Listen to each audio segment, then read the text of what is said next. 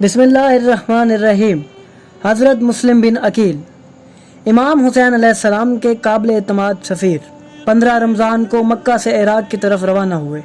مدینہ میں رسول اللہ صلی اللہ علیہ وآلہ وسلم کی زیارت کی، اپنے عزیزوں سے ملاقات کی اور پھر کوفہ کی جانب سفر شروع کیا۔ 5 شوال کو کوفہ پہنچے اور مختار بن ابی عبید ثقفی کے گھر قیام فرمایا۔ جب کوفہ والوں کو حضرت مسلم بن عقیل کی آمد کی خبر ملی تو شوق سے آپ کی ملاقات کو دوڑتے ہوئے چلے آئے۔ آپ نے ہر آنے والے گروہ کو امام حسین کا خط سنایا، جسے سن کر لوگ زارو قطار روتے اور امام کی بیعت کرتے۔ مقصد صرف ایک تھا، امام حسین علیہ السلام کے پیغام کو پہنچانا اور لوگوں کو ان کی نصرت پر آمادہ کرنا۔ روایات کے مطابق 18,000 سے زائد لوگوں نے حضرت مسلم بن عقیل کے ہاتھ پر امام حسین علیہ السلام کی بیعت کی۔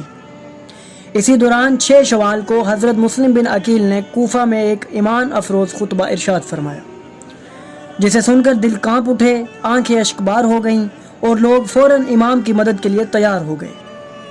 یہ خطبہ نہایت نایاب اور معرفت سے بھرپور ہے، جو کہ مجالس المنتظرین اور مناقب سادات الکرام جیسی عظیم کتابوں میں موجود ہے۔ آپ نے خطبے میں لوگوں سے فرمایا، اے لوگو، جان لو، بے شک اللہ نے محمد اور علی علیہ السلام کو اپنی ذات مقدس کا نشان راہ قرار دیا اور ان دونوں کو اپنی تمام مخلوقات کے درمیان اپنا نمائندہ اور نائب مقرر فرمایا۔ ان میں سے ایک کو اپنی روح قرار دیا اور دوسرے کو اپنی جان، ایک کو اپنی مشیت کا تاج پہنایا اور دوسرے کو اپنے ارادے کی تلوار قرار دیا۔ ہمارے سردار اکبر رسول خدا صلی اللہ علیہ وآلہ وسلم اللہ کی طرف سے، اللہ کے لیے اور اللہ کے حکم سے گویا ہوتے تھے، اور ہمارے سردار اصغر امیر المومنین علی علیہ السلام اللہ کے واسطے سے، اللہ کے لیے اور اللہ کے حکم کے مطابق عمل کرتے تھے۔ یہ دونوں ہستیاں پاک و پاکیزہ تھیں اور یہ اس حال میں دنیا سے رخصت ہوئیں کہ اللہ ان سے راضی تھا اور یہ اللہ سے راضی تھے، اور آج روئے زمین پر ان دونوں کے بعد ان کا کوئی وارث نہیں سوائے امام حسین علیہ السلام کے، جو کہ قرآن کے ہم کلام، رحمان کے رازدار، ایمان کے ہم سفر اور ہر خیر و بلائی کے تقسیم کنندہ ہیں۔ ان کی اطاعت جنات، انسانوں، درندوں اور پرندوں پر واجب ہے۔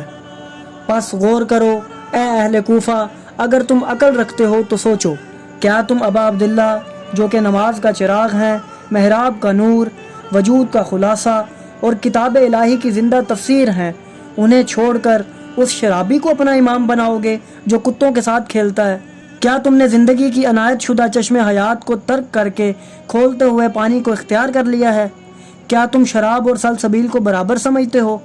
کیا وہ کہ جو گانے والی عورتوں کی آواز میں لذت پاتا ہے اس کے برابر ہو سکتا ہے جس سے جبرائیل ہم کلام ہوتے ہیں؟ میں تمہارے پاس اللہ کی بیعت کی طرف بلانے والا سفیر بن کر آیا ہوں، ابا عبداللہ کی بیعت کی طرف بلانے والا۔ پس میرے نقش قدم پر چلو، اس کے غبار کو سونگھو کہ اس راستے کا انجام جنت کی بشارت ہے۔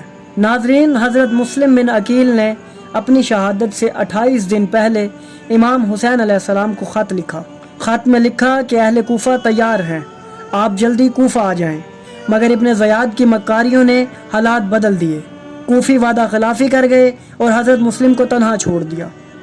آخر کار حضرت مسلم بن عقیل نے توعہ نامی ایک نیک خاتون کے گھر پناہ لی، مگر وہاں کی مقبری کر دی گئی۔ دشمن کے سپاہی آپ کو گرفتار کرنے آئے، لیکن آپ نے جواں مردی سے مقابلہ کیا اور 80 افراد کو واصل جہنم کیا۔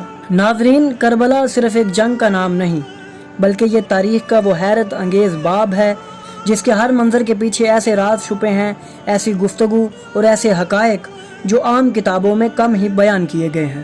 ہم آنے والی مزید ویڈیوز میں کربلا کے ان حقائق کو بیان کریں گے جنہیں کم ہی لوگ جانتے ہیں۔ تو ناظرین، اگر آپ کو ہماری یہ کاوش پسند آئی تو ہماری ویڈیو کو لائک کریں، ہمارے چینل کو سبسکرائب کریں اور بیل آئیکن کو بھی دبا دیں تاکہ آپ کو ہماری آنے والی مزید ویڈیوز ملتی رہے اور آپ علم سے مستفید ہوتے رہیں۔